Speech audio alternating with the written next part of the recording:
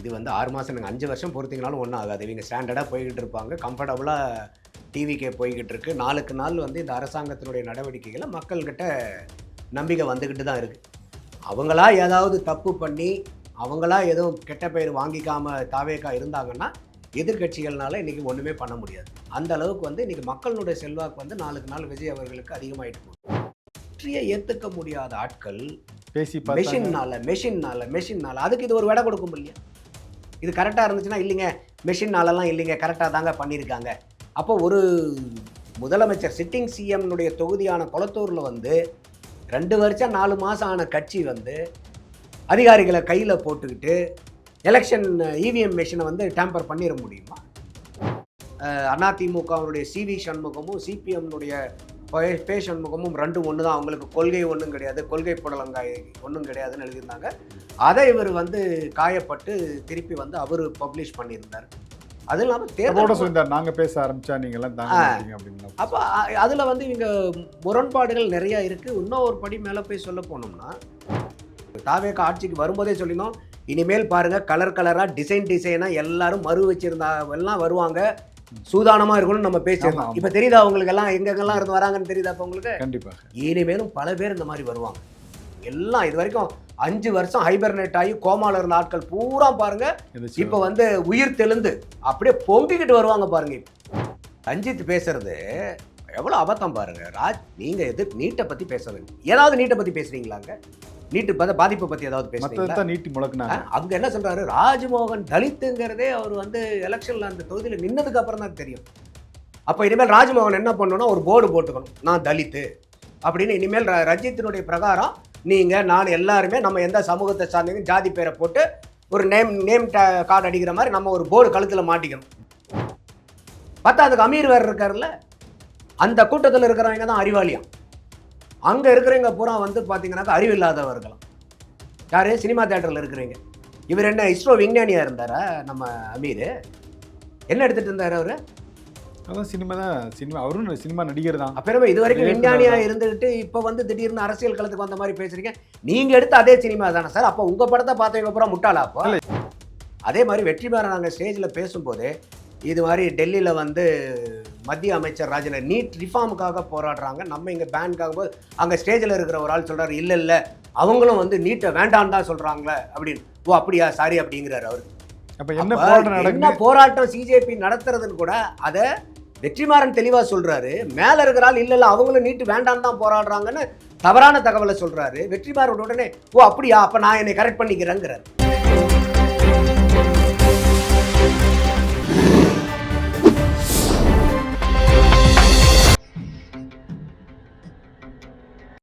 தமிழ் அலை நேயர்களுக்கு வணக்கம். இன்றைய சந்திப்பில் நம்மோடு இணைந்திருப்பவர் அரசியல் விமர்சகர் திரு நந்தகுமார் அவர்கள். அவர்களை வரவேற்பதில் மகிழ்ச்சி. வணக்கம் சார். வணக்கம் ரவளி சார். தமிழக வெற்றி கழகத்திற்கு இந்த தேர்தலில் ஒரு அதிக இடங்களை கொடுத்து மக்கள் வந்து வாக்களித்திருந்தா கூட அவங்களுடைய ஆட்சி வந்து ஒரு கூட்டணி ஆட்சியாக தான் நடந்துருக்கு. கூட்டணி கட்சிகளை சேர்ந்தவர்கள் வந்து தினந்தோறும் பேசக்கூடிய விஷயங்களும் அவங்களுடைய செயல்பாடுகளும் பார்த்தா திமுக சொல்கிறது எங்கே நடந்துருமோ அப்படிங்கிற ஒரு எண்ணம் தான் எல்லாருடைய மனசிலும் இப்போ எழக்கூடியதாக இருக்குது. ஏற்கனவே விடுதலை சிறுத்தைகள் கட்சி சார்பில் அதனுடைய தலைவர் தொல் திருமாவளவன் வந்து தினந்தோறும் வந்து ஒரு பேச்சு வந்து பேசிகிட்டு இருக்கிறார். அதே மாதிரி நேற்று நடந்த ஒரு நிகழ்ச்சியில் கூட இந்திய கம்யூனிஸ்ட் கட்சியினுடைய தலைவர், மாநில தலைவர் திரு வீரபாண்டியன் அவர்கள், நாங்கள் திமுக கூட இணைந்து செயலாற்றுவதில் எந்த விதமான தயக்கமும் இல்லை, ஏன்னா நாங்கள் நீண்ட நெடுங்காலமாக எங்களுடைய கொள்கையும் அவங்களோட கொள்கையும் ஒன்றா தான் இருக்குது அப்படிங்கிற மாதிரி பேசி வர்றார். இந்த பேச்செல்லாம் எப்படி பார்க்குறீங்க சார்? இல்லை, இதில் ஒன்றும் கூட்டணி கட்சிகள் வந்து திருப்பி திமுக கூட அலைன் ஆயிருமாங்கிற பயமே யாருக்குமே வேண்டியதில்லை. காரணம் என்னன்னு கேட்டிங்கன்னா, நேற்று நடந்தது வந்து ஒரு திமுக கூட தொடர்பு இருக்கக்கூடிய ஒரு இயக்கம். அவரே பேசும்போது பகுன்னு சொல்லிட்டு அவர் தான் அதை பக்ருதீன், அதனால் என் தீன்கிற பேர் எடுத்துகிட்டு பகுங்கிற பேர் வச்சுருக்கேன்னு சொல்லிட்டு அவர் ஒரு நாடக வகுப்பும் எடுத்துக்கக்கூடியது, சமூக அமைப்பாகவும் வேலை பார்த்துக்கிட்டு இருக்காங்க. திமுகவினுடைய அத்தனை மீட்டிங்லேயும் மேடைகள்லையும் அவங்களுக்குன்னு ஒரு நாடகம் வந்து வாய்ப்புகள் கொடுக்கப்படுது. அவர் வந்து ஒரு ஐயா நல்லகண்ணா அவர்களுடைய சிலையையும் ஒரு புத்தக வெளியீடு, அம்மாச்சி அப்படின்னு சொல்லிட்டு ஒரு புத்தகத்தையும் வெளியீடு பண்ணுறாங்க. அதுக்காக வந்து இவரை கூப்பிட்ருக்காங்க, ஐயா உதயநிதி ஸ்டாலின் அவர்களை. அதே மாதிரி ஐயா வீரபாண்டியன் அவர்களையும் கூப்பிட்ருக்காங்க. இதில் என்ன ஒரு சிக்கல்னா, சிபிஎம்க்கு அழைப்பு இல்லைன்றாங்க. அப்ப ஆமா. சிபிஐயும் சிபிஎம்மும் ஒரே நாங்க குழு அதான் போட்டு வேலை பார்த்துக்கிட்டு இருக்கோம். இரட்டை குழல் துப்பாக்கி மாதிரிலாம் அவங்க. இப்போ 3 குழல் ஆயிடுச்சு. ஆ. இப்ப மார்க்சிஸ்ட் லெனினிஸ்டையும் இப்ப சேர்த்திருக்காங்க. ஓகே. அப்ப கம்யூனிஸ்ட் இப்ப போன தடவை கூட ஒரு பிரஸ் மீட்ல பார்த்தீங்கன்னாக்கா, சண்முகம் ஐயா, வீரபாண்டியன் ஐயா, இன்னொருத்தர் மார்க்சிஸ்ட் லெனினிஸ்ட் 3 பேருமே அட்ரஸ் பண்றாங்க. அப்ப இது 3 பேருமே வந்து கம்யூனிஸ்ட் கூட்டு இயக்கம்னு சொல்லியே ஒண்ணு ஃபங்ஷனிங் பண்றாங்க. முதல்ல இவங்க 2 பேர் மட்டும் இருந்தாங்க. இப்ப மார்க்சிஸ்ட் லெனினிஸ்டும் இதுல ஐக்கியமாகறதா தகவல். ஸோ அப்போ வந்து கம்யூனிஸ்ட் மார்க்சிஸ்ட் இல்லாம சிபிஐ ஒரு இடத்துக்கு போக மாட்டாங்க. ம். ஸோ அதனால வந்து பார்த்தீங்கன்னாக்கா, அதுல வந்து எனக்கு உடன்பாடு இல்ல. அதோட மார்க்சிஸ்ட் கம்யூனிஸ்ட் சண்முகம் அவர்கள் ஏற்கனவே சொல்லியிருக்காரு, கொள்கை புடலங்காய்ன்னு சொல்லிட்டு பாரதிய ஜனதா, திமுக, அண்ணா திமுகன்னு ஒரு கார்ட்டூன் போட்டு, ஏன்னா இது வந்து முரசொலியில அவரை விமர்சனம் பண்ணியிருந்தாங்க. ம். அண்ணா திமுகவுடைய சிவி சண்முகமும் சிபிஎம்னுடைய பே சண்முகமும் ரெண்டும் ஒன்று தான், அவங்களுக்கு கொள்கை ஒன்றும் கிடையாது, கொள்கை புடலங்காய் ஒன்றும் கிடையாதுன்னு எழுதியிருந்தாங்க. அதை இவர் வந்து காயப்பட்டு திருப்பி வந்து அவர் பப்ளிஷ் பண்ணியிருந்தார். அது இல்லாமல் தேர்தல் சொல்லியிருந்தார், நாங்க பேச ஆரம்பிச்சா நீங்க எல்லாம் தாங்க மாட்டீங்க அப்படின்னு. அப்போ அதுல வந்து இவங்க முரண்பாடுகள் நிறைய இருக்கு. இன்னும் ஒரு படி மேலே போய் சொல்ல போனோம்னா, சண்முகம் ஐயா தான் முதல்ல சொல்றாரு, தமிழ்நாட்டுல திமுக தலைமையிலான கூட்டணியே கிடையாதுன்ட்டார். ஆமா. அவர் தான் முதல்ல அதை போட்டு உடைக்கிறார். அது இல்லாமல் இந்த திமுகவும் அண்ணா திமுகவும் கைகோர்த்து தாவேக்காவை ஆட்சியில வராம பண்ணுனது வந்து இவங்க 2 பேரும் கூட்டு சதி பண்ணுனாங்கிறத கம்யூனிஸ்ட் தான் முதல்ல உடைக்குது. ஆமா. ஐயா பேபி அவர்கள் வந்து இந்தியா டுடே சேனலுக்கு வந்து பேட்டி கொடுக்குறாரு. அவர் தான் முதல்ல இதை போட்டு உடைச்சு. தேசிய பொதுச்செயலாளர் பேபி அவர்கள் தான் அதை பத்தி பேசுறாரு அது வெளியில. இல்லாம தேர்தலுக்கு முன்னாடியே சண்முகம் அவர்கள் சொல்லியிருக்காரு, திமுக முதலாளித்துவத்த கட்சி, நாங்க வந்து தொழிலாளர் நலன் கட்சி, அதனால கொள்கைக்கு உடன்பாடெல்லாம் எங்களுக்கு கிடையாது அப்படின்னு பல தடவை அவர் ஒரு தடவை பேசியிருக்காரு. நான் பல தடவை சொல்லியிருக்கேன், திமுக கூட்டணிலாம் கொள்கை கூட்டணிலாம் கிடையாது, இது வெறும் பாரதிய ஜனதா எதிர்ப்பு கூட்டணி, அவ்வளவுதானே ஒழிய இது கொள்கை கூட்டணிலாம் இல்லைன்னு சொல்லிட்டு. அப்போ அதுல நிறைய முரண்பாடுகள் இருக்கு.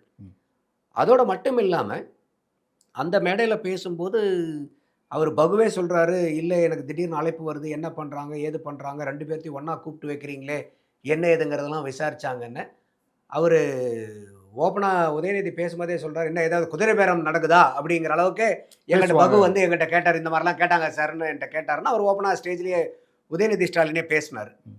அப்போ அது உதயநிதி ஸ்டாலின் பேசும்போது அவர் என்ன சொல்றாருன்னா, 2016 அப்போ வந்து யாருமே அதிமுக ஜெயிக்குங்கிறது யாருக்குமே நம்பிக்கை இல்லை. எல்லாமே ப்ரீ போல் ஆகட்டும், போஸ்ட் போல், எக்ஸிட் போல் எல்லாமே அவங்க வந்து இல்லை திமுக தான் இந்த தடவை ஜெயிக்க போகுது அப்படின்னாங்க. ஆனால் அந்த டைமில் வந்து பார்த்தீங்கன்னாக்கா பழம் நழுவி பாலில் உழுவுதுன்னு சொல்லிட்டு ஐயா விஜயகாந்த் எல்லாம் ரொம்ப வரவேற்றுட்டு இருந்தார். கடைசியில் அவர் மக்கள் நல கூட்டணிக்கு போய் சேர்ந்தார். அப்போ வந்து அந்த மக்கள் நல கூட்டணி தனியாக அவங்க ஒரு அமைப்பு, அது யார், கம்யூனிஸ்டுகள், மதிமுக, அண்ணன் திருமாவளவன் அவர்கள், விஜயகாந்த் அவர்கள். அதில் கம்யூனிஸ்டுகள் வந்து 2 பேருமே ஒவ்வொருத்தருமே 25 சீட்டு வாங்கி நிற்கிறாங்க. அப்போ அவங்களும் தோற்று போயிடுறாங்க, எந்த சீட்டுமே ஜெயிக்கல. அப்போ வந்து கலைஞர்கிட்ட வந்து ஒரு கேள்வி கேட்கப்படுது, என்ன நீங்கள் உங்களுடைய ஜெயிக்கிற மாதிரி இருந்துச்சு, தோல்வி அடைஞ்சிட்டிங்களேங்கும் போது, இல்லை இது வந்து இதுதான் முதல் சட்டமன்றம், கம்யூனிஸ்டுகள் இல்லாத ஒரு சட்டமன்றத்தை பார்க்க போகிறோமேனு ஐயா வந்து பேசினாரு.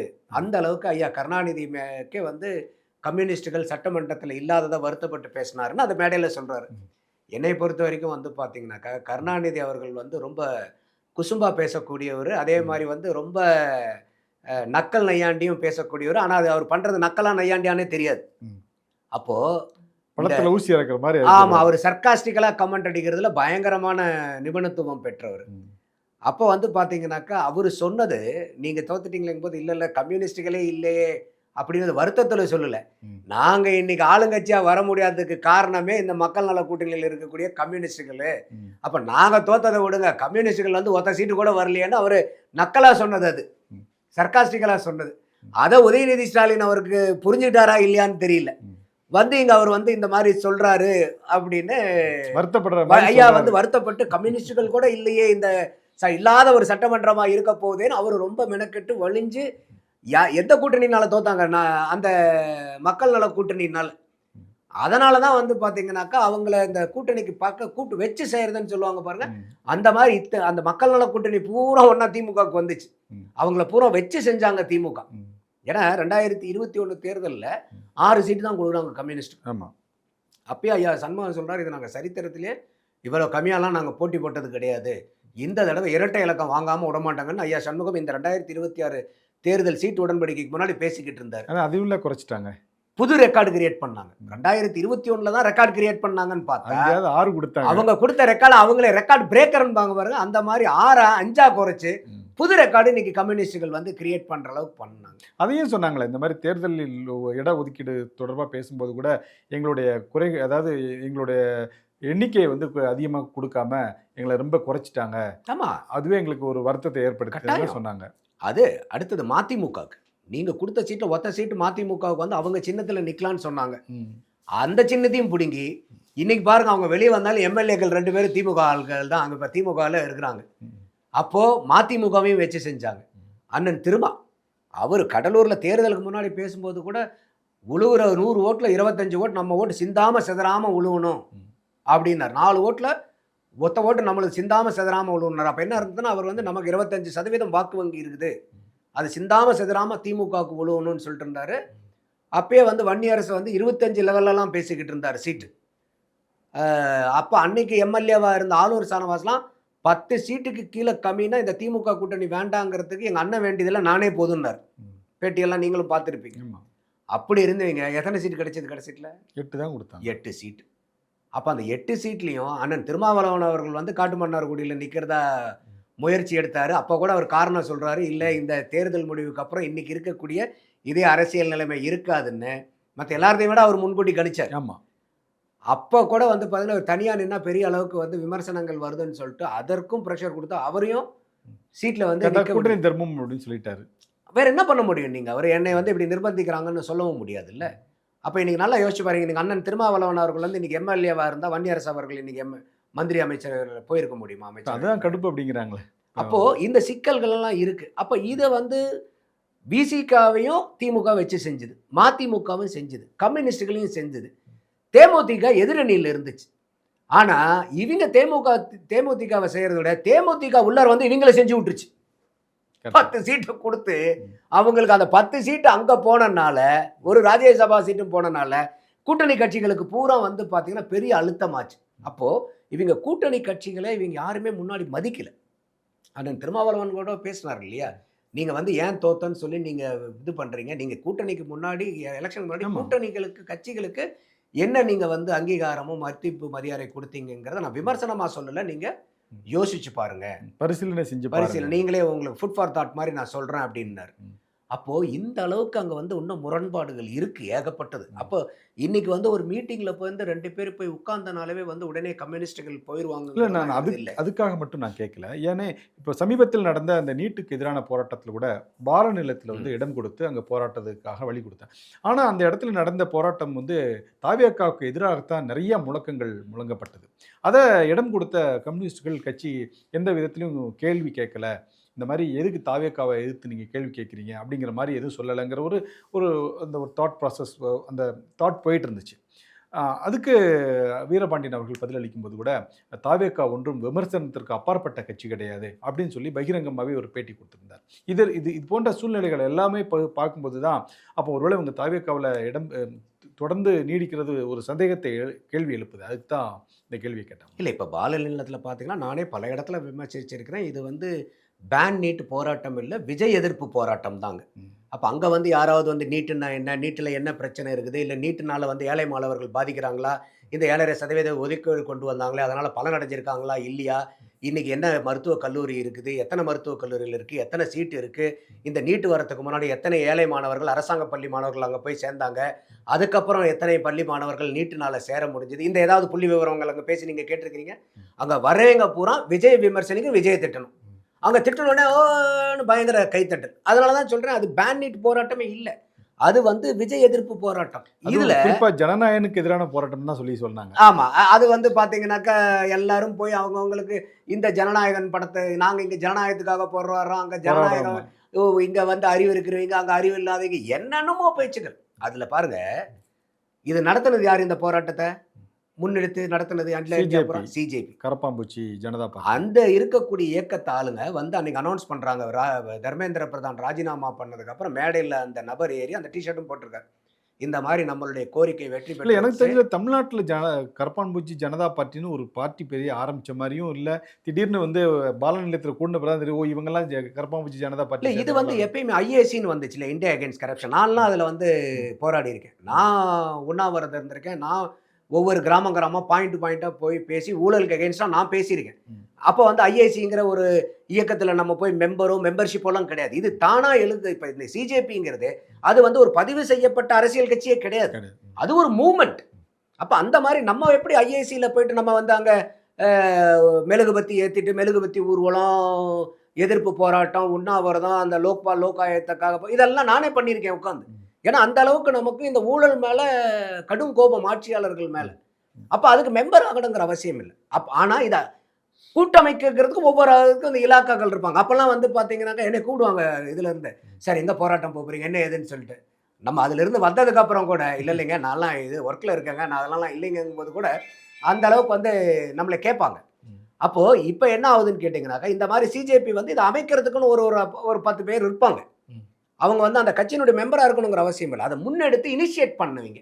அவங்க வந்து என்ன சொல்றாங்க, நம்ம கோரிக்கை வந்து இப்ப வெற்றி அடைஞ்சிருச்சு. தர்மேந்திர பிரதான் அவர்கள் ராஜினாமா பண்ணிட்டாரு. இதோட இந்த போராட்டம் முடியுதுன்னு கீழ இருக்க ஆளுங்களுக்கெல்லாம் அலண்டு போச்சு. ஏ நாங்க நீட் எதிர்ப்பு போராட்டமாயா பண்ணிட்டு இருக்கோம். நாங்க பண்ணிட்டு இருக்கிறது விஜய் எதிர்ப்பு போராட்டம். நீ பாட்டுக்கு வந்து தர்மேந்திர பிரதான் ராஜினாமா பண்ணா யார் பண்ணாலும் நாங்க இங்க விஜய் அவர்கள் இதுல போராடிட்டு இருக்கிறோம். ம். அப்படிங்கிற மாதிரி தான் இன்னைக்கு அது ஓடிட்டு இருக்கு. அது இல்லாம பாத்தீங்கன்னாக்கா ஐயா முத்தரசன் இருக்காருல்ல ம். கம்யூனிஸ்ட்ல. இப்ப அவருடைய நிலைப்பாடு என்ன, அவர் யாருக்கு இப்ப சாதகமா இருக்காருங்கிறது ஊருக்கே தெரியும்ல. இப்ப கண்டிப்பா. அவர் கல்யாண வீட்டுல கூட போய் பேசிட்டு என்னெல்லாம் பேசினாருன்னு தெரியும்ல. ம். அப்ப அந்த மாதிரிலாம் இருக்கும்போது இவங்க கம்யூனிஸ்டுகளே வந்து சில முரண்பாடுகள் அவங்களுக்குள்ளாரே இருக்கு. அப்ப இது கம்யூனிஸ்டுகள் வந்து முழுக்க முழுக்க அத்தனை பேர்த்தினுடைய இது இல்லை. ஆனா கம்யூனிஸ்டுகள் வந்து எப்பயுமே பாத்தீங்கன்னா அதிகாரத்துக்கு ஒட்டியும் போக மாட்டாங்க, விலகியும் போக மாட்டாங்க. அவங்க இருக்கிற இடத்துல இருந்து அவங்களுக்கு உண்டான விமர்சனங்கள், அது தார்மீகமான உரிமை, அது ஜனநாயக கடமையும் கூட. அதுலலாம் நமக்கு மாற்றுக்கிறது இல்லை. ஆனா ம். நீட் எதிர்ப்பு போராட்டம்னா அங்க நீட்டை பத்தி நீங்க ஏதாவது இப்ப நான் சொன்ன பட்டியல்லாம் ஏதாவது பேசியிருக்கீங்களா? ம். விஜய விமர்சிக்கிறது சரி, விஜய் விமர்சனம் 2 வருஷம் இப்ப வந்து 2 மாசம் ஆச்சு சார். இதுக்கு முன்னாடி 5 வருஷம் திமுக ஆட்சியில் இருந்துச்சு. நம்ம ஏற்கனவே பேசியிருந்தோம். தாவேகா ஆட்சிக்கு வரும்போதே சொல்லியிருந்தோம், இனிமேல் பாருங்க கலர் கலரா டிசைனா எல்லாரும் மறு வச்சிருந்தா எல்லாம் வருவாங்க, ம். சூதானமா இருக்கணும்னு நம்ம ஆமா, பேசியிருந்தோம். ஆமா. இப்ப தெரியுதா உங்களுக்கு எல்லாம் எங்கெங்கெல்லாம் இருந்து வராங்கன்னு தெரியுதா இப்ப உங்களுக்கு? கண்டிப்பாக. இனிமேலும் பல பேர் இந்த மாதிரி வருவாங்க. ம். எல்லாம் இது வரைக்கும் 5 வருஷம் ஹைபர்னேட் ஆகி கோமால இருந்த ஆட்கள் பூரா பாருங்க இப்ப வந்து உயிர் தெழுந்து அப்படியே பொங்கிக்கிட்டு வருவாங்க பாருங்க. இப்போ அதுதான் பார்க்க முடிஞ்சுதே. இயக்குனர் பா. ரஞ்சித், எல்லாம் வருவாங்க. அமீர் வந்தாரு, வெற்றிமாறன் வந்தாங்க. இவங்கெல்லாம் வந்து ஏதோ நேத்தா நீட்டை கொண்டு வந்த மாதிரி கடுமையா முழங்குனாங்க. உடனே இதை ரத்து பண்ணிடணும். ரஞ்சித் பேசுறது எவ்வளவு அபத்தம் பாருங்க. நீங்க நீட்டை பத்தி பேசுறது ஏதாவது நீட்டை பத்தி பேசுறீங்களாங்க? நீட்டு பாதிப்பை பத்தி ஏதாவது பேசுறீங்களா? மத்ததான் நீட்டி முழக்குனாங்க. அங்க என்ன சொல்றாரு, ராஜ்மோகன் தலித்துங்கிறதே அவர் வந்து எலெக்ஷன்ல அந்த தொகுதியில நின்னதுக்கு அப்புறம் தான் தெரியும். அப்ப இனிமேல் ராஜ்மோகன் என்ன பண்ணணும்னா ஒரு போர்டு போட்டுக்கணும், நான் தலித்து அப்படின்னு. இனிமேல் ரஞ்சித்தினுடைய பிரகாரம் நீங்க நான் எல்லாருமே நம்ம எந்த சமூகத்தை சார்ந்தீங்க ஜாதி பேரை போட்டு ஒரு நேம் கார்டு அடிக்கிற மாதிரி நம்ம ஒரு போர்டு கழுத்துல மாட்டிக்கணும், நான் இந்த சாதின்னு. அப்பதான் ரஞ்சித்துக்கு தெரியணும். இல்லதான் ரஞ்சித் அப்படி குறிப்பிட்டது கூட கடும் விமர்சனம் எழுந்துச்சு. என்ன ரஞ்சித் என்ன தலித்துக்கான அத்தாரிட்டியா? அவர்கிட்ட தான் போய் சான்றிதழ் வாங்கிட்டு வந்து தான் நம்ம வந்து தலித்துன்னு சொல்லி சொல்லணும். ஒன்றும் இல்லைங்க. இப்போ ஆம்ஸ்ட்ராங் யாரு? அவர் எந்த சமூகத்தை சார்ந்தவர்? அந்த சமூகத்துக்கு பல முதுகெலும்பா இருந்தவர். இல்ல நெருங்கிய நண்பர் கூட ரஞ்சித்துக்கு நண்பர் கூட. அவர் வந்து பாத்தீங்கன்னாக்கா ஒரு மாநில கட்சியா இருந்த கட்சியினுடைய தேசிய கட்சியா இருந்ததனுடைய மாநில தலைவராகவும் இருந்தாரு. படுகொலை செய்யப்பட்டாருங்க. அதை சிபிஐ விசாரிக்கணுங்கும் போது அதை சிபிஐ விசாரிக்க கூடாதுன்னு தடுத்தது யாரு? திமுக சுப்ரீம் கோர்ட்ல வழக்கு போட்டிருந்தாங்க. அப்ப இது வந்து உங்களுக்கு ஏற்புடையதா? தாவேகா அரசாங்கம் வந்ததுக்கு அப்புறம் இன்டர்லோக்யூட்டரி அப்ளிகேஷனை போட்டு அதை வித்ட்ரா பண்றாங்க. அப்போ இன்னைக்கு சிபிஐ வந்து இன்னைக்கு சுலபமா ஆம்ஸ்ட்ராங் அவர்களோட கேஸ் எடுத்து நடத்துறதுக்கு தாவேகா அரசாங்கம் தான் இன்னைக்கு வழிவிட்டு இருக்கு. இதெல்லாம் அவருக்கு தெரியலையா? ரஞ்சித்துக்கு தெரியாதா? எத்தனை வருஷம் நீங்க போய் போராடினீங்க? ரோட்டுக்கு வந்து இதே மாதிரி கூட்டம் போட்டிருக்க வேண்டியதானே? ஆம்ஸ்ட்ராங் வழக்குக்கு வந்து ஏன் திமுக வந்து சிபிஐக்கு தடை விதிக்குன்னு என்னையாவது இது வந்து பண்ணியிருப்பீங்களா? 5 வருஷம் இருந்தாங்க ஆட்சியில. திமுக அகேன்ஸ்டா இந்த மாதிரி நீட்டை ஒழிக்கிற வரைக்கும் போராடி இருக்க வேண்டியதானே கடந்த 5 வருஷமா? அப்பதான் போராடுறதுக்கு அனுமதியே இல்லைன்னு சொல்லி சொன்னாங்களே. நீங்க கேட்டா மெரினா பீச்சை கூட ஓபன் பண்ணிட்டு இருப்பாங்க சார். நீங்க கேட்டிருக்கலாம்ல. பத்தாவதுக்கு அமீர் வேற இருக்காருல்ல. அந்த கூட்டத்தில் இருக்கிறவங்க தான் அறிவாளியம். அங்கே இருக்கிறவங்க பூரா வந்து பார்த்தீங்கன்னாக்கா அறிவில்லாதவர்களாம். யார்? சினிமா தேட்டரில் இருக்கிறவங்க. இவர் என்ன இஸ்ரோ விஞ்ஞானியாக இருந்தாரா நம்ம அமீர்? என்ன எடுத்துகிட்டு இருந்தார் அவர்? அதான் சினிமா அவரும் சினிமா நடிகர் தான். அப்புறமே இது வரைக்கும் இயக்குனர் விஞ்ஞானியாக தான். இருந்துகிட்டு இப்போ வந்து திடீர்னு அரசியல் களத்துக்கு வந்த மாதிரி பேசுறீங்க. நீங்கள் எடுத்த அதே சினிமா தானே சார்? அப்போ உங்கள் படத்தை பார்த்தவங்க பூரா முட்டாளா அப்போ? இல்ல அமீருங்கிற ஒரு அடையாளமே அவர் சினிமால இருந்து வந்ததுனால தானே தெரியும். இல்லாட்டி யாருக்கு தெரியும்? அப்போ உங்கள் படம் பார்க்குறவங்களாம் அப்போ முட்டாளா? ஒரு சினிமாவுக்கு போனால் அவனுக்கு அறிவு குறைவாக இருக்குன்றீங்கன்னா உங்கள் படத்தை பார்த்தவங்களாம் அப்போ முட்டாளா? என்ன பேச்சு பேசுறீங்க நீங்கள்? நீங்கள் 5 வருஷமா என்ன பண்ணிட்டு இருந்தீங்க? என்னென்ன பிரச்சனைகள் சந்திச்சிங்க? அப்போ வந்து நீங்கள் இது வரைக்கும் அமீருக்கு என்ன வயசுன்னு நமக்கு தெரியாது. விவரம் தெரிஞ்சதுலேருந்து அத்தனை போராட்டத்துக்கு அமீர் போய் கலந்துருக்காரா ரமணி? எல்லா அதான் போராட்டத்துக்கும் போட்டிருக்காரு. நிறைய பேர் கேள்வி கேட்டிருந்தாங்களே, இந்த மாதிரி விவசாயிகள் போராடினாங்க, விவசாயிகள் போராட்டத்துக்கு வரல.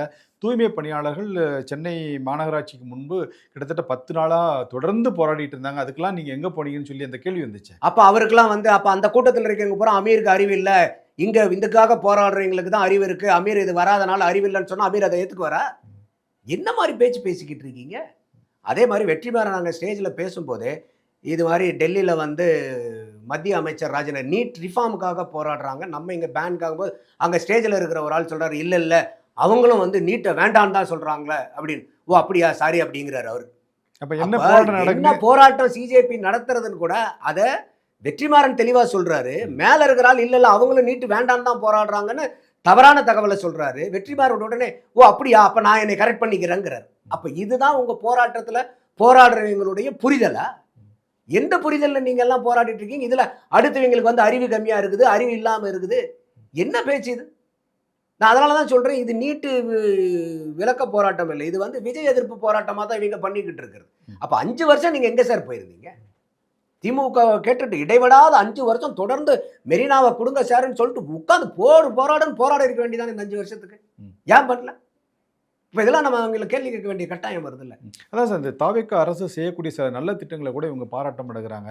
சம்பந்தமே இல்லாமல் தாவேக்கா அரசு வந்து, அதாவது இவங்க வந்து திமுக மேலே ஒரு பற்று கொண்டிருக்காங்க ஒரே காரணத்துக்காக தாவேக்கா அரசு செய்யக்கூடிய நல்ல விஷயங்களை கூட பாராட்டம் அடைகிறாங்கன்னு வந்து இந்த லஞ்சம் ஒழிப்பு பற்றிலாம் ரொம்ப கடுமையாக அந்த ஆட்சியில் விஜய் நடவடிக்கை எடுத்துட்டு இருக்காரு, அதெல்லாம் பேசவே இல்லையே அப்படின்னு. அதனால தாங்க அவங்களுக்கு கோபமே.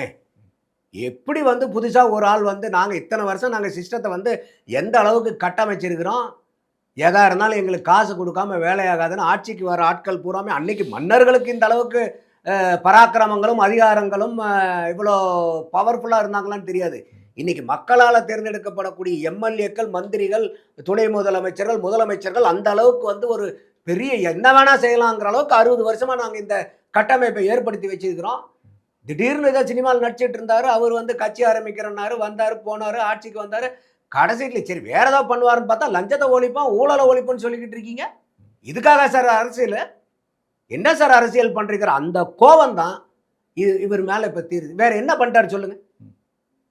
இந்த கோபம் தான் அவங்களுக்கு மட்டும் இல்லை, அரசாங்க அதிகாரிகள் முதல் கொண்டு. என்னங்க சுத்தமா இருக்க சொல்றீங்க? கை நீட்டக்கூடாதுங்கிறீங்க, காசு வாங்கக்கூடாதுங்கிறீங்க, பார்ட்டி ஃபண்ட் வாங்கக்கூடாதுங்கிறீங்க, லஞ்சம் வாங்கக்கூடாதுன்றீங்க.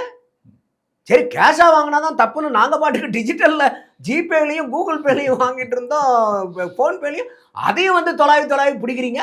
என்ன சார் இது அநியாயமாக இருக்குதுங்கிறது தான் இவங்களுக்கு வருத்தமே. அதான் இப்போ நீங்கள் அரசு அதிகாரிகள் குறித்து குறிப்பிட்டதுனால இன்னொரு கேள்வி உங்கள்கிட்ட கேட்கணும். ஒரு அரசு அதிகாரிகளுக்குள்ள அமைப்புக்குள்ள ஒரு சுற்றறிக்கை வந்து இப்போது வைரலாக போயிட்டுருக்கு. அதாவது அரசு ஏற்பாடு செய்யக்கூடிய நிகழ்ச்சிகளுக்கு பயனாளிகளை கூப்பிட்டு வந்து அவங்களுக்கு சாப்பாடு இப்போலாம் வாங்கி கொடுக்குறோம், அதுக்கெல்லாம் யார் காசு கொடுப்பா, இனிமேல் யாருக்கும் எந்த செலவும் பண்ணாதீங்க அப்படின்னு சொல்லி சொல்கிறாங்களே, அது என்ன அரசு இந்த பயனாளிகளுக்கு கொடுக்குற சாப்பாடு கூட கொடுக்காம இருப்பாங்களா என்ன? இல்லை, அதாவது அவர் இதுக்கு முன்னாடி நாமக்கல்ல ஒருத்தர் பேசினார், அது வீடியோ வைரலாக வந்துச்சு. ஆமாம், எல்லாரும் வந்து டிஜிட்டலில் கூட எங்கள் மாமன் மச்சான் அண்ணன் தம்பிங்களுக்கு கூட காசு அனுப்ப முடியறது இல்லை, 5000 10,000 அவசரம். தவிக்கிற வாய் கேட்டால் தண்ணி கொடுக்க மாட்டாங்க. எத்தனை தடவை அவங்க அவருடைய அக்கௌண்ட் எடுத்து பார்க்கணும், எத்தனை தடவை உன் அக்கா அண்ணன் தம்பி மாமன் மச்சானுக்கு எத்தனை தடவை 5000 10,000 அனுப்பிச்ச, இல்லை அவர் உனக்கு எத்தனை தடவை 5000 10,000 அனுப்பிச்சாருங்கிறது பட்டியல் வாங்கணும் ஒவ்வொரு அரசாங்க அதிகாரி. அதானே கேட்குறாங்க. நீங்கள் வந்து உங்களுடைய ஜிபேல எவ்வளோ காசு இருக்குது, அது அதனுடைய வந்த வழி என்னன்னு மட்டும் தானே சொல்லணும் சார். அவங்க பார்க்கறது என்ன, இதுக்கு சம்மந்தம் இப்போ ஒரு அண்ணங்கிட்ட இருந்து தம்பிக்கு வந்துட்டா இது வந்து லஞ்ச பணம்னு உங்களை தூக்கி உள்ளார வச்சிருவாங்களா? சம்பந்தமே இல்லாத ஆள் இருந்து வந்தா தானே சார் அது எந்த பணம் எங்கிருந்து வந்துச்சு, ஏது வந்துச்சு, எப்படி வந்துச்சுங்கிற கேள்வி அதுதானே சார். இப்போ கூட தாவேக்கால கூட அந்த மாம்பாக்கத்தினுடைய ஊராட்சி பொறுப்பில் இருந்தவரை வந்து தூக்குனாங்க. அவர் லஞ்சமே ஜிபேல தானே சார் வாங்கியிருந்தாரு. அவர் கூட சொன்னார் நான் கடன் கொடுத்திருந்தேன் அதை கடன் கொடுத்ததை வாங்கணுன்ட்டு அப்புறம் எல்லாம் விசாரிச்சு தாவேக்கா அவருடைய ஆளா இருந்தா கூட இன்னைக்கு உடனே விசாரிச்சு அரெஸ்ட் பண்ணாங்களா இல்லையா? அப்ப நீங்க ஏமாத்துறேன் சார். அவரும் அரசாங்க பொறுப்புல மக்களால் தேர்ந்தெடுக்கப்பட்ட பிரதிநிதி. நீங்க சம்பளம் வாங்கிட்டு வேலை செய்யக்கூடிய அரசாங்க அலுவலர். அப்போ நீங்க உங்களுக்கு இப்ப எங்க அண்ணன் எனக்கு காசு அனுப்புறாருன்னு வச்சுக்கோங்க, நான் பயப்படணுமா? இல்ல நான் எங்க அண்ணனுக்கு காசு அனுப்புறேன், பயப்படணுமா? ஐயோ டிவிஎஸ்சி வந்து ஏன் உங்க அண்ணனுக்கு 5000 ரூபாய் அனுப்பிச்சிங்க, ஏன் உங்க அண்ணனுக்கு 10,000 ரூபாய் அனுப்பிச்சிங்க, உங்க அண்ணன் ஏன் உங்களுக்கு அனுப்பிச்சாருன்னு இதெல்லாம் சொல்ல முடியாதா? விவரிக்க சந்தேகம் ஏற்படும் போது தானே இதே வருது, அவங்க மேல ஒரு வழக்கோ ஒரு புகாரோ வருது. இதே எங்க அண்ணன் எனக்கு டெய்லி இல்ல 2 நாளைக்கு ஒரு தடவை 5000 10,000 5000 10,000 அனுப்பிச்சிட்டு இருந்தாருன்னா எதுக்கு உங்க அண்ணன் டெய்லி 5000 10,000 அனுப்பிச்சிட்டே இருக்கிறாரு, என்ன விஷயம்னு கேட்க மாட்டாங்களா? உங்க அண்ணன் ரொம்ப நல்லவரா இருப்பாரு.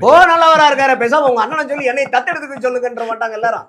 நம்ம அண்ணன்டா அப்படின்பாங்க. அந்த மாதிரி எல்லாரும் நம்ம தம்பி அவருக்கு போயிடலாமேன்ட்டு. அப்போ டெய்லி 5000 ரூபாய் போடுற அண்ணன் இருந்தாருன்னா தம்பி வேலைக்கு போக வேண்டிய அவசியம் நம்ம இருக்கிற அண்ணனை டைவர்ஸ் பண்ணிட்டு அந்த அண்ணனுக்கு தம்பியா போயிடலாம். அப்போ என்னன்னா ஒரு சஸ்பீசியஸ் டிரான்சாக்ஷன் இருந்தால் தான் கொஸ்டின் கேட்க போறாங்க. அப்போ இது பூரா அர்த்தத்தை பூரா அனர்த்தமாக்கிட்டு இதை தான் வந்து இந்த டாஸ்மாக்ல கேட்டாங்க. 10 ரூபாய் வந்து நாங்கள் வந்து பார்த்தீங்கன்னா இதை செய்கிறோம் அதை செய்கிறோம் அதெல்லாம் செய்கிறோம், அப்போ நாங்கள் 10 ரூபா நாங்கள் வாங்க மாட்டோமா? ஏடா நீ இருக்கிற பிரச்சனைக்கு நீ கேளு, எனக்கு இந்த பிரச்சனை இருக்குது, ப்ராப்ளம் இருக்குது. இப்போ இவங்க அரசாங்க ஊழியர்கள் நீங்கள் சொல்கிற மாதிரி அந்த சர்க்குலரில் அவங்களுடைய காசை சொந்த செலவு போட்டு நீங்கள் எதுவுமே செய்ய வேண்டாம். ஏன்னா அப்படியும் அரசு நிர்பந்திக்கலையே, நிர்பந்திக்காது. சொந்த காசை போட்டு அப்படி நிர்பந்திச்சா நான் செய்ய முடியாதுன்னு சொல்லுங்க, அதுல எனக்கு மாற்றுக்கிறதே இல்லை. அவங்களுக்கு ரைட்ஸ் இருக்குது. ஆனா நீங்க அதை ஒரு சாக்கா வச்சுக்கிட்டு எத்தனை நாளைக்கு சார் எத்தனை பேர் தான் சார் கூட்டிட்டு வந்து சோறு போடுறீங்க? இல்லை எத்தனை லட்சம் இல்லை ஒரு அரசாங்க அலுவலகங்களை பூரா டெய்லி வந்து அன்னதானம் நடந்துகிட்டு இருக்கியா? இடைவிடாத 24 மணி நேரம் அன்னதானமா கொட்டி கொட்டி கொட்டி கொட்டி வேவிச்சு பரிமாறிட்டே இருக்கீங்களா? எத்தனை ஃபங்க்ஷன் சார் நீங்க எடுத்துறீங்க? அரசு அலுவலகத்துக்கு போனா ஒரு தண்ணி கூட கிடைக்காது. இதுல யார் உங்களுக்கு வாங்கி கொடுக்குறா? நீங்க பாக்கெட் நீங்க வந்து வாங்கிட்டு பிரியாணியும் எல்லாம் வாங்கிட்டு போனீங்கன்னா அப்போ வந்து வாங்கிக்குவாங்க சார். போறவன் இவருக்கு வாங்கி கொடுக்கணும். ஆமா, வர்றவன் இவருக்கு தேவையானதை வாங்கி கொடுக்கணும். டீ சொல்லுங்க, காபி சொல்லுங்க, போண்டா சொல்லுங்க, பஜ்ஜி சொல்லுங்க, சாப்பாடு சொல்லுங்க. போலீஸ் ஸ்டேஷனுக்குலாம் போனா ஒரு ஒயர் பேப்பரோட போகணும், பென்சிலோட பேனாவோட போகணும். இந்த மாதிரி நிறைய பிரியாணி முட்டை பிரியாணி அதெல்லாம் எல்லாம் கொண்டு போனா சினிமாவில் காமிச்சிருக்காங்க. இப்போ அதெல்லாம் மாறி இருக்குன்னு தானே சொல்றாங்க. அப்போ இதையெல்லாம் சார் என் கையில இருந்து சொந்த காசை போட்டு நீங்க செலவு பண்ண மாட்டேன்னு சொல்லுங்க, அந்த உரிமை உங்களுக்கு இருக்கு. எந்த அரசாங்கமும் இல்லை நீங்க சொந்த காசை போட்டு தான் நீங்க வந்து இப்போ அதே வந்து அந்த சர்க்குலரில் சொல்லப்படுது மந்திரி வந்தா மந்திரி வருவாருன்னு இது பண்ணாதீங்க அதை பண்ணாதீங்கன்றேன் நான். மந்திரி வந்தா இருக்கிற மாதிரி இருக்கட்டும், அப்பதானே தெரியும் என்ன ஓட்டா இருக்குதுன்னு மந்திரிக்கு தெரியணும்ல. நீங்க வர்றதுக்கு முன்னாடி நீங்க எல்லாத்தையும் மூடி மறைச்சிட்டு எல்லாத்தையும் மேக்கப் போட்டு எல்லாத்தையும் ரெடி பண்ணி வச்சீங்கன்னா மந்திரி என்ன நினைப்பாரு, ஓ எல்லாம் சூப்பரா தான் இருக்குது போல இருக்கு. இப்போ இந்த அமைச்சர் பெருமக்கள் இதெல்லாம் வரும்போது பாருங்க அந்த ஊரே சுத்தமா இருக்கும். ஆமா, சும்மா அப்படியே 2 பக்கமும் அந்த சுண்ணாம்பு கிண்ணாம்பெல்லாம் போட்டு ரெட் கார்பெட்டும் கிரீன் கார்பெட்டும் போட்டு ரோடெல்லாம் தக தக தக தகன்னு மின்னும். ஏன் இந்த மேக்கப்னு கேட்குறேன். எதுக்காக அந்த மேக்கப்? இருக்கிறபடி இருந்தால் தானே அமைச்சருக்கு அந்த விவரம் தெரியும். அப்போ அமைச்சருக்கு சில விஷயங்கள் தெரியக்கூடாது, நீங்க மறைக்கிறீங்க. உங்களுக்கு தெரியக்கூடாதுன்னு அவரு மறைக்கிறாரு. கடைசியில் 2 பேரும் கை கோத்துட்டு வேலை பார்த்தீங்க. இன்னைக்கு அந்த விலங்க உடைக்கிறாங்க அவங்க. நீ உன் வேலையை பாரு, நான் என் வேலையை பார்க்குறேன். நமக்குள்ளார நெக்ஸஸ் கிடையாது. நான் மக்களால் தேர்ந்தெடுக்கப்பட்ட மக்கள் பிரதிநிதி, நீ மக்களுக்காக வேலை பார்க்கக்கூடிய அரசாங்க அதிகாரி. நான் உன்னுடைய ஒர்க்கை மானிட்டர் பண்ணி கண்ட்ரோல் பண்ணுறேன். நீ மக்களுக்கு சேவை செய்கிறேன், நானும் மக்களுக்கு சேவை செய்கிறேன். அப்போ இதுதான புரியுதில்ல. அப்போ உடனே வந்து உங்களுக்கு யாருக்காவது ஒருத்தருக்கு மாதத்துக்கு இப்போ உதாரணத்துக்கு இந்த பெட்ரோல் விலை ஏறிடுச்சுன்னு வச்சுக்கோங்க. இந்த ஆட்டோலெல்லாம் போனீங்கன்னா பெட்ரோல் விலை எவ்வளோ ரமணி அதிகமாயிரும் ஒரு டைமில்? ஒரு 2 ரூபா 3 ரூபாக்குள்ள 2 ரூபா 3 ரூபா ஒரு 10 ரூபாய்னா கூட வைங்கிறோம். உடனே 100 ரூபாய் ஏற்றிடுவாங்க ஒரு ட்ரிப்புக்கு இங்கேருந்து போகிறீங்கனாக்கா ஒரு 100 ரூபா இருக்குதுன்னு வச்சுக்கிங்களேன். சார் பெட்ரோல் விலை ஏறிடுச்சு சார், 130 ரூபா கொடுங்க சார். 100 ரூபாய்க்குள்ளது. அது கிலோமீட்டர் வந்து பார்த்தீங்கன்னா 1.5 கிலோமீட்டர் 2 கிலோமீட்டர் இருக்கும். அதுக்கு வாங்குறதுல வந்து அவர் ஒரு 20 ரூபா வச்சிருவார். அந்த 1 லிட்டர் பெட்ரோலுக்கு இந்த மாதிரி வந்து பார்த்தீங்கன்னாக்கா உதாரணத்துக்கு ஒரு 7-8 ட்ரிப் அடிக்கலாம்னு வச்சுங்க. இவர் அதிகமாக கொடுத்தது 10 ரூபாயா இருக்கும். ஆனால் இந்த 10 ரூபா விலையேறிச்சேன்னு சொல்லி இந்த 10 ரூபாய்க்கு 100 ரூபாயை பொதுமக்கள் இருந்து வசூல் பண்ணிடுவார். அந்த மாதிரி தான் இப்போ இருக்கக்கூடிய அரசாங்க ஊழியர்கள். ஒரு வேளை நீ ஒருத்தனுக்கு சாப்பாடு வாங்கி கொடுத்தேன்னா கூட வச்சுக்கோங்க, அந்த ஒரு வேளை சாப்பாடு 100 ரூபா செலவு பண்ணியிருக்கீங்கன்னு வச்சுக்க, அந்த 100 ரூபா செலவு பண்ணதுக்காக நான் 10,000 ரூபா 1 லட்ச ரூபா நான் லஞ்சம் வாங்கிக்குவேன். கேட்டா சார் நான் சாப்பாடு வாங்கி கொடுத்துருக்கேன் சார். நீ சாப்பாடும் வாங்கி கொடுக்காத, கொள்ளையும் அடிக்காது. என்னையை பொறுத்த வரைக்கும் இந்த லஞ்சம் வாங்குற ஆளுங்க இருக்காங்க பாருங்க, இந்த ரோட்லலாம் போகும்போது இந்த பிச்சை எடுக்கிறவங்க இருப்பாங்க பார்த்தீங்களா, நமக்கு வந்து பரிதாபமாக இருக்கும். அதனால் யார் கேட்டாலும் நம்ம கொடுத்துட்றோன்னு வச்சுக்கோங்க. சரி பிச்சைக்காரன் சில பேர் அங்கே தான் போய் அவன் வந்து ரொம்ப கெத்து காமிப்பான். சார் பிச்சைக்காரனுக்கெல்லாம் காசு போட்டு ஊக்குவிக்கிறீங்க சார், பிச்சைக்காரங்களாம் உழைச்சி சம்பாதிக்கணும். அவன் அரசாங்க ஊழியர் போய் அங்கே 10,000 ரூபா கொடுப்பான்பா, கொண்டாடுங்க சார் அப்படின்னு சொல்லிட்டு போயிட்டு கொடுப்பான். உன் வீரத்தை அங்கே காமி. ஒரு ரோட்டில் சாப்பாட்டுக்கே இல்லாமல் அவங்கள பார்த்து அவங்க வச்சுக்கிட்டு பேங்க்கில் அக்கௌண்ட்டில் வச்சுக்கிட்டு அவங்க வந்து கை இப்போ இருக்கிறதுலே ஒரு ரொம்ப நீங்கள் கோடி ரூபாய் பிச்சை எடுத்தால் கிடைக்கிறதுனால நானும் நீங்களும் போய் கையேந்திரவும் மரமணி, கோடி ரூபாய் கிடைக்கட்டும் பிச்சை எடுக்கிறனால. அப்போ அதையும் மீறி ஒருத்தன் போகிறான்னா அவனுக்கு ஒரு வழி இல்லை. ஆனால் தனித்தனி ஆட்களாக இருக்கும்போது இந்த லஞ்சத்தை ஒழிச்சிடணும் அதை ஒழிச்சுன்னு சொல்கிறாங்க. ஆனால் அந்த மாதிரி ஒரு எதுக்கு சொல்ல வந்தேன்னா இதை அந்த மாதிரி போய் ஒரு பிச்சை எடுக்கிறவங்களை பார்த்து நமக்கு பரிதாபம் வருது இல்லையா? அவங்களெல்லாம் நம்ம திட்டக்கூடாது. அதை விட இதை அந்த லஞ்சம் வாங்குறாங்க பாருங்க, கை நீட்டி மக்கள்கிட்ட அடுத்தவங்ககிட்ட காசை கொடு காசை கொடுன்னு, அவங்கள பார்க்கறத விட இந்த பிச்சைக்காரர்கள்லாம் எவ்வளவோ மேன்மையானவர்கள், உயர்ந்தவர்கள் உயர்ந்தவர்கள். அவங்களுடைய கால் தூசிக்கு இந்த லஞ்சம் வாங்கக்கூடிய அரசாங்க அதிகாரிகள் ஈடு இணையாக மாட்டாங்க. யாருக்கு? ரோட்ல யாசகம் எடுக்கக்கூடியவர்களுடைய கால் தூசிக்கு இந்த மக்கள்கிட்ட லஞ்சம் ஊழல் அடிச்சு புடுங்கி வாங்கக்கூடிய ஒரு அரசியல்வாதியோ இல்லை வந்து அரசாங்க அதிகாரிகளோ ஈடாக மாட்டாங்க. அவங்க எவ்வளோ யாசகம் ரோட்ல வாங்குறீங்க, எவ்வளோ மேன்மையானவர்களா இருக்காங்கன்னு நான் பார்க்குறேன். அப்படி இருக்கக்கூடிய இடத்துல வந்து இன்னைக்கு விஜய் வந்துட்டாரு, இவர் வந்து லஞ்சத்தை ஒழிக்க சொல்றாரு, ஊழலை ஒழிக்க சொல்றாரு, உடனே சர்க்குலரை போடு. நீ சொல்ல, ஆமா என்னோட உரிமைங்க, என்னுடைய காசு நான் ஏங்க செலவு பண்ணணும், தாராளமாக. Okay sir. இப்போது கடந்த ஆட்சியில் வந்து மாற்றத்திற்கு ஒரு பெரிய காரணமாக பார்க்கப்பட்டது வந்து போதைப்பொருள் ஒழிப்பு, பாலியல் குற்றச்சாட்டுகள் இதெல்லாம். இப்போது கடந்த ஒரு மாதமாக அதனுடைய ரேஷியோ குறைஞ்சிருக்குன்னு நினைக்கிறீங்களா? ஆமாம், இப்போ அவங்களே வந்து பார்த்தீங்கன்னாக்கா, இப்போ எல்ஓபி கூட பேசும்போது 2 மாதத்தில் 175 பாலியல்கள் குற்றங்கள் இருக்குது, கொலைகள் 65 கொலைகள் அப்படிங்கிறலாம் லிஸ்ட்டு அவர் வந்து போடுறார். நம்ம வந்து ஏற்கனவே நம்ம சேனல்லையே பேசியிருக்கிறோம். சமூக நலத்துறை அமைச்சராக இருந்த கீதா ஜீவன் அவர்கள் 6,999 பேருக்கு 104 கோடி போக்சோவில் நஷ்டஈடு கொடுத்தாங்க. அந்த வருஷத்தில் மட்டும் பார்த்தீங்கன்னா 6,969 கேசஸ் ஒரு வருஷத்தில் 2024 நடந்தது. 25 இன்னும் நம்பர் வந்திருக்கா என்னன்னு தெரியல, அது பண்ணும். அப்போ இந்த நம்பரை எடுத்து நீங்கள் டிவைட் பண்ணிங்கன்னா ஒரு மாதத்துக்கு 583 வருது. ஸோ ஒரு நாளைக்கு சற்றேறக்குறைய 19-20 போக்சோ வழக்குகள். ஆனால் நீங்கள் கொடுக்கக்கூடிய புள்ளி விவரமே என்ன? 2 மாதத்தில் வந்து 175 பாலியல் வன்கொடுமைன்றீங்க. அந்த பாலியல் வன்கொடுமையில் அவங்க வந்து மகளிரையும் சேர்த்திடுறாங்க.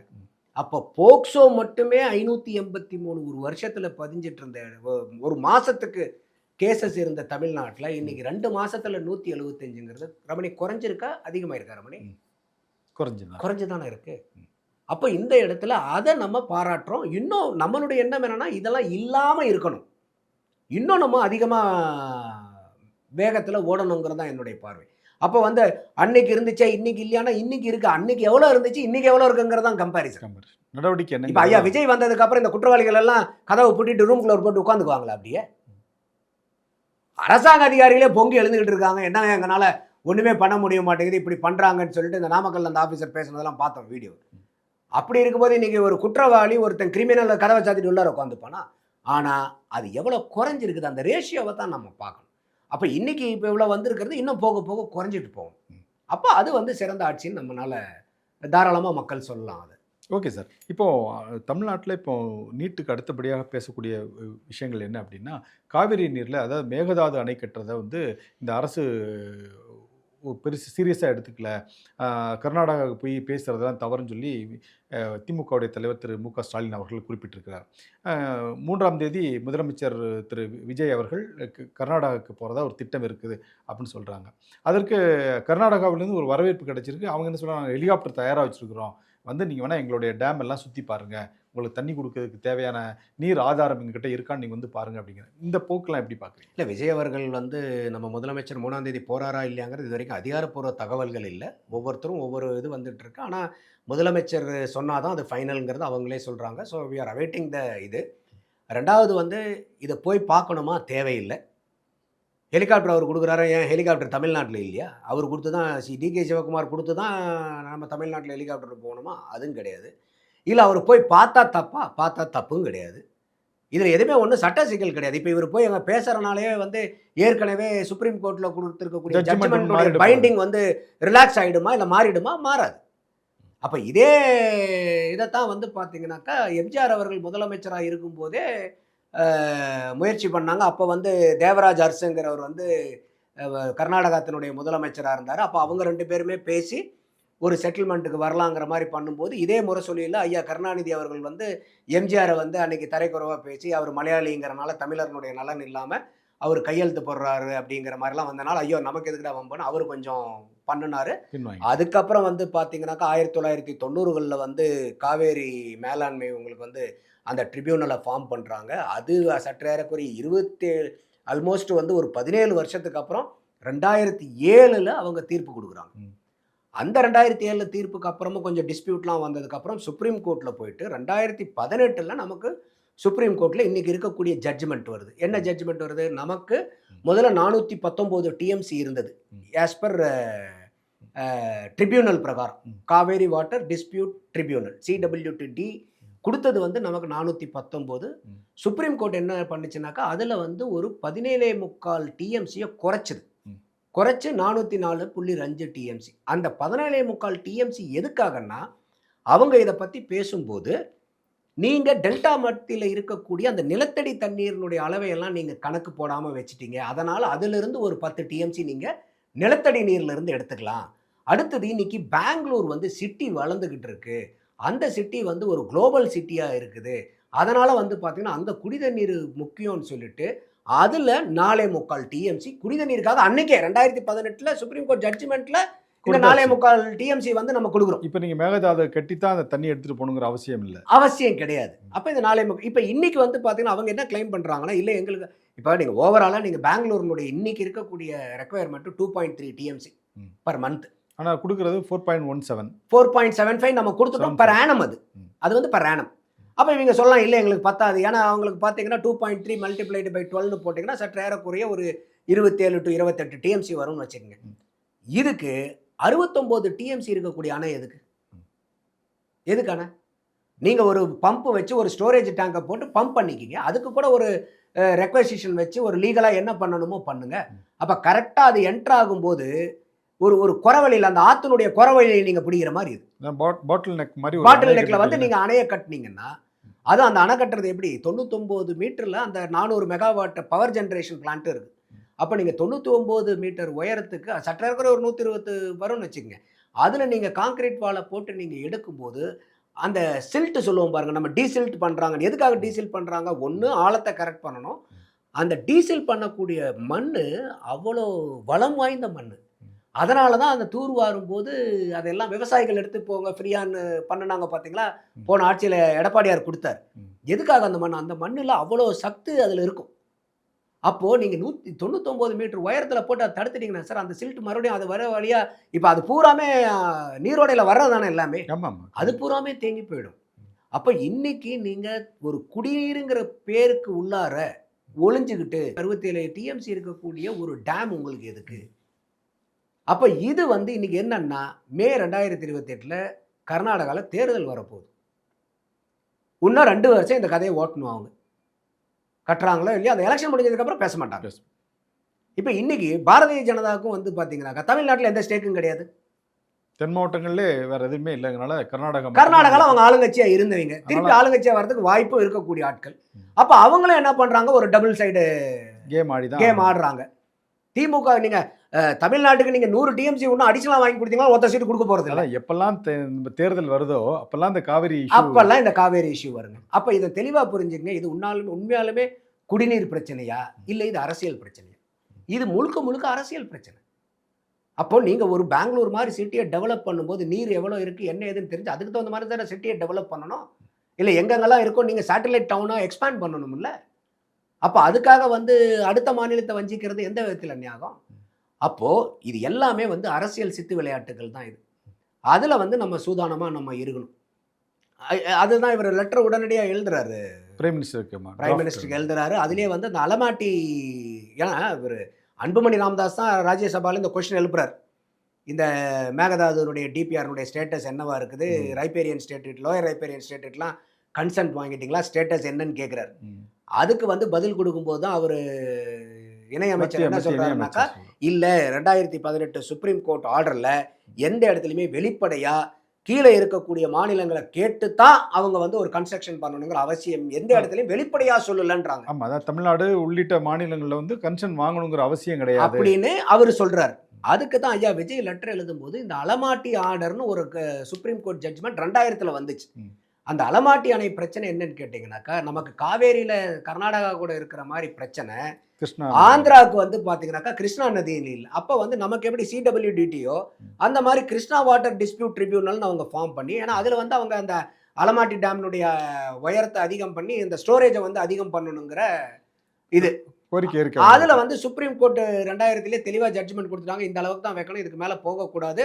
அதே மாரி இந்த மாரி மேல் அப்பர் ரைப்பேரியன் ஸ்டேட் வந்து இந்த மாரி எந்த விதமான நடவடிக்கை எடுக்கிறதுக்கு முன்னாடியும் லோயர் ரைப்பேரியனுடைய ஸ்டேட் பாதிக்காத அளவுக்கு அவங்க கிட்ட ஒத்துழைமை இல்லாம எதுவும் பண்ணக்கூடாதுங்கிறது 2000லே சுப்ரீம் கோர்ட் ஜட்ஜ்மென்ட் இருக்கு.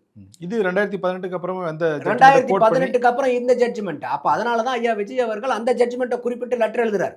இதுல உங்களுக்கு நீங்க சொன்ன மாரி வெளிப்படையா சொல்லலன்னா 2000லேயே ஜட்ஜ்மென்ட் கொடுத்திருக்கு வெளிப்படையா. லோயர் ரைப்பேரியன் ஸ்டேட் நீங்க கேட்காம பண்ணக்கூடாதுன்னு. அப்ப அந்த ஜட்ஜ்மென்ட் மினிஸ்டருக்கு தெரியாதா? நான் அதனால தான் சொல்றேன், இது கர்நாடகால தேர்தல் வருது. அப்ப அந்த தேர்தலுக்கு உண்டான ஒரு கிம்மிக் தான் இது. Okay sir. அப்படிதான் நம்ம பார்க்கறோம். தேர்தலுக்கான கிம்மிக்ஸ் மாதிரி நம்ம இங்கே கொளத்தூர்ல நடைபெற்ற தேர்தல் தொடர்பாக முன்னாள் முதலமைச்சரும் திமுகவுடைய தலைவருமான திரு மு.க. ஸ்டாலின் அவர்கள் அங்கே குளறுபடி நடந்துருச்சு, அதனால் மறுபடியும் வாக்கு எண்ணிக்கை தொடரணும் அப்படின்னு ஒரு கோரிக்கை தேர்தல் ஆணையத்தில் வச்சார். இப்போ கடந்த 2 நாட்களாக நடந்துட்டுருக்கு. இது எப்படி? ஆமா, இது ஒரு 14 போலிங் பூத்தில் வந்து அவங்களுக்கு கொஞ்சம் டவுட்ஃபுல்லாக இருக்குது. எல்லாம் நம்ம ஆளுங்களாக தான் இருக்காங்க, எல்லாருமே உங்களுக்கு தான் ஓட்டு போட்டுன்றாங்க போல இருக்குது, அதெல்லாம் எப்படி எங்களுக்கெல்லாம் வராமல் போச்சுன்னு ஒரு சந்தேகத்தின் அடிப்படையில் கேட்குறாங்க. எலெக்ஷன் கமிஷன் அந்த மாதிரி வந்து கேட்டாங்கனாக்கா அவங்க பண்ணுறாங்க. எப்பயுமே எந்த ஒரு தொகுதியாக இருந்தாலும் அந்த தொகுதிக்கு உட்பட்ட 5 டெரிட்டரிக்கு பார்த்தீங்கன்னாக்கா போலிங் பூத்துக்கு வந்து விவிபேட் பேப்பர் ஸ்லிப்பும் மெஷின் ரெண்டையுமே கவுண்ட் பண்ணுவாங்க. எல்லா தொகுதிக்கும் பண்ணுவாங்க. இது நிறைய பேருக்கு தெரியறது இல்லை. ஏன் பண்ணுறதில்ல இது வந்து ஒரு சர்டன் பர்சன்டேஜ் அவங்க ஃபிக்ஸ் பண்ணி certain number of machine fix பண்ணி ஒவ்வொரு தொகுதிக்கும் அதை பண்ணுறாங்க. அதற்கு மேலேயும் ஐயா ஸ்டாலின் அவர்களுக்கு வந்து இல்லை நம்ம தோற்றுருக்கிறதுக்கு வாய்ப்பே இல்லை, மெஷினில் கீது ஏதோ கோளாறு இருக்கிறதுக்கு வாய்ப்பு இருக்குது அப்படிங்கிற ஒரு சந்தேகத்தின் அடிப்படையில் அவர் இந்த 14 பூத்தில் கேட்குறாங்க. அதை இப்போ தாராளமாக பண்ணிகிட்டு இருக்காங்க. இது வரைக்கும் 2வது நாளாக என்னமோ நினைக்கிறேன். இது வரைக்கும் ஒன்றும் எந்த டிஸ்பியூட்டும் இல்லை, எல்லாமே கரெக்டாக மேட்ச் ஆகி போயிட்டுருக்கு. இது 7 நாள் எக்ஸசைஸ்ன்னு நினைக்கிறேன். இன்னும் வேறு சில தொகுதிகளில் கூட அது கேட்டிருக்கிறதா இருக்குது. ஸோ இது முடிச்சு வரும்போது இன்னும் ஆத்தென்டிகேட் ஆகிடும். ஏன்னா சில பேர் விஜய் அவர்களுடைய வெற்றியை பொறுத்துக்க முடியாத பல பேர் சில பேர் சொல்லக்கூடியதெல்லாம் என்னன்னா, இவிஎம் மிஷினை வந்து தான் இவங்க டேம்பர் பண்ணி ஜெயிச்சிட்டாங்க. ஏன்னா சொல்றதுக்கு இல்லை, பாஜக மேலே தொடர்ந்து வைக்கக்கூடிய குற்றச்சாட்டும் அதுதான். தொடர்ந்து வந்து பாஜக வந்து இவிஎம் மிஷினில் டேம்பரிங் பண்ணி தான். பாரதிய ஜனதா மேலே அந்த குற்றச்சாட்டு வச்சிங்கன்னா கூட அவங்க ஆளுங்கட்சி எலெக்ஷன் கமிஷனை மேனேஜ் பண்ணுறாங்க, இந்த மிஷினை கொண்டு போகிறது பாதுகாக்கிறதெல்லாம் அவங்க தான். ஐயா விஜய்க்கு இதுக்கு என்னங்க சம்பந்தம் இல்லை, இருக்கு? அப்போ முதலமைச்சராக இருந்தவர் திரு மு.க. ஸ்டாலின் அவர்கள். அதை தான் நான் சொல்ல வரேன். அப்போ விஜய்க்கு இதுக்கு என்ன சம்பந்தம் இருக்கு? ஐயா ஸ்டாலின் அவர்கள் அப்போ அவர் இது நாள் வரைக்கும் ஜெயிச்ச போது எங்கேயாவது உங்களுக்கு சந்தேகம் வந்துச்சா? 2021 ஜெயிக்கும் போதெல்லாம் வரல. எப்படிங்க நாங்கள் இந்த அளவுக்கு அதிகமான வாக்கு வித்தியாசத்தில் ஜெயிச்சிருக்கோமே? எதுக்கும் நீங்கள் ஒரு 4 மிஷினை செக் பண்ணி பார்த்துருங்க, டபுள் வெரிஃபை பண்ணீங்களா? அதனால் நான் இந்த எக்ஸசைஸ் நான் தப்புன்னு சொல்லலை. அவருக்கு ஒரு சந்தேகம் இருக்குது, கேட்குறாரு, பண்ணுறது தப்பும் கிடையாதுங்கிறது என்னுடைய பார்வை. யாருக்கும் சந்தேகம் வந்துட்டு செக் பண்ணி பார்த்துருங்க, இன்னும் டபுள் ஷூட் பண்ணிக்கலாம்ல. அப்போ என்னன்னா அந்த வெற்றியை ஏற்றுக்க முடியாத ஆட்கள் பேசி மெஷின்னால அதுக்கு இது ஒரு விடை கொடுக்கும் இல்லையா? இது கரெக்டாக இருந்துச்சுன்னா இல்லைங்க மெஷின்னாலலாம் இல்லைங்க கரெக்டாக தாங்க பண்ணியிருக்காங்க. அப்போ ஒரு முதலமைச்சர் சிட்டிங் சிஎம்னுடைய தொகுதியான கொளத்தூரில் வந்து 2 வருஷம் 4 மாதம் ஆன கட்சி வந்து அதிகாரிகளை கையில் போட்டுக்கிட்டு எலெக்ஷன் இவிஎம் மெஷினை வந்து டேம்பர் பண்ணிட முடியுமா? இதெல்லாம் வந்து எப்படி? அப்போ எந்த விதத்திலையும் இன்றைக்கி ஐயா விஜய் அவர்கள் வெற்றி பெற்றதை இன்றைக்கி வரைக்கும் பல பேர்த்துனால ஜீரணிக்க முடியல. அதனால் எதையோ ஒன்று பண்ணணும்னு பண்ணுறாங்க. பண்ணட்டும், எது தப்பு இருந்தால் தெரிய போகுது, தப்பு இல்லைன்னா இன்னும் ஊர்ஜிதப்படுத்த போகுது. இல்லை அவங்க வெற்றி பெற்றது வந்து அட்டகாசமான வெற்றி தான், இன்னும் தெரிய போகுது, அவ்வளோதான். அதான் சார், தாவேக்காவினர் கூறிய குற்றச்சாட்டுகள் என்னென்னா, இந்த மாதிரி எங்களுடைய எம்எல்ஏக்களை விலை பேசி அவங்கள வந்து ஆட்சியை கவுக்க பார்க்குறாங்க அப்படி. இப்போ கூட்டணி கட்சிக்காரங்களாம் அதே டோனில் பேச ஆரம்பிச்சிட்டாங்க. இப்போது இந்த மிஷின்ஸ் டேம்பரிங் பண்ணிட்டாங்கன்னு தொடர்ந்து இந்த மாதிரி குற்றச்சாட்டுலாம் ஒவ்வொன்றா சொல்லிக்கிட்டே இருக்காங்க. உண்மையிலே இந்த 6 மாதம் வரைக்கும் நம்ம பொறுத்து தான் பார்க்கணுமா எப்படி? இல்லை, இது வந்து 6 மாதம் நீங்கள் 5 வருஷம் பொறுத்தீங்கனாலும் ஒன்றும் ஆகாது. இவங்க ஸ்டாண்டர்டாக போய்கிட்டு இருப்பாங்க, கம்ஃபர்டபுளாக டிவிக்கே போய்கிட்டு இருக்கு. நாளுக்கு நாள் வந்து இந்த அரசாங்கத்தினுடைய நடவடிக்கைகளை மக்கள்கிட்ட நம்பிக்கை வந்துக்கிட்டு தான் இருக்குது. அவங்களா ஏதாவது தப்பு பண்ணி அவங்களா எதுவும் கெட்ட பெயர் வாங்கிக்காமல் தாவேக்கா இருந்தாங்கன்னா எதிர்கட்சிகள்னால இன்றைக்கி ஒன்றுமே பண்ண முடியாது. அந்த அளவுக்கு வந்து இன்றைக்கி மக்களுடைய செல்வாக்கு வந்து நாளுக்கு நாள் விஜய் அவர்களுக்கு அதிகமாகிட்டு போகுது. அவங்க எதுவும் போய் பெரிய தவறாக அவங்களா தெரிஞ்சோ தெரியாமலோ பண்ணிடக்கூடாது. அதில் அவங்க சூதானமாக இருந்துட்டாங்கன்னா ஒன்றும் பண்ண முடியாது. அப்படிதான் என்னுடைய பார்வை. Okay sir. இந்த அரசு ரொம்ப சூதானமாக செயல்படுவாங்கன்னு நம்ம எதிர்பார்ப்போம். அது வரைக்கும் நன்றி, வணக்கம் சார். நன்றி ரமணி.